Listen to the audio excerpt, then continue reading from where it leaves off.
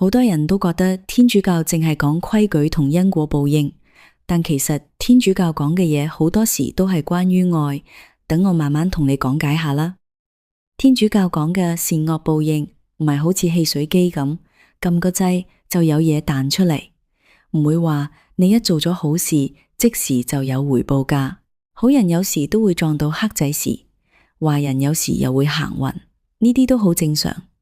天主愛我哋係冇條件嘅，就好似阿爸阿媽湊仔女咁，唔會話細路仔做錯嘢就唔錫佢哋。做善事嘅回報其實係內心嗰份平安，同埋同天主更加親近嘅關係，就好似同老友傾偈咁，舒服又滿足。天主嘅慈悲係大到你諗都諗唔到嘅。耶穌講過個比喻，話有個園主，無論工人幾點開工，最後都係俾一樣嘅人工。佢又講過，有個強盜臨死前至肯悔改，耶穌都話佢可以上天堂。呢啲故事就係話俾你知，天主嘅寬恕同愛有幾誇張。就算你以前做過幾多衰嘢，只要你真心認錯，天主都會原諒你。信開報應論嗰啲人可能會話，吓，強盜都上天堂，唔係話要落地獄咩？但天主教係信只要肯悔改，以前嘅罪就可以赦免。不過呢個唔代表話天主教覺得做壞事冇後果嘅，而係強調終極審判。人死後同世界末日都會有審判，但呢個唔係天主特登罰你，而係你自己選擇嘅結果。就好似你曳曳，阿爸阿媽會同你講道理，但唔會打你咁。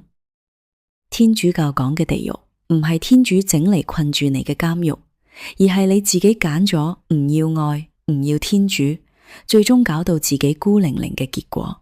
就好似你嬲到唔想同屋企人講嘢，最後得返自己一個咁慘。相反，天國就係你一生人選擇去愛，去原諒，最後終於可以返去天主懷抱嘅結果。就好似你同屋企人和好，大家開開心心一齊過日子咁。總括嚟講，天主教嘅善惡報應絕對唔係等價交換嘅商業合約，而係一場邀請你去愛嘅約會。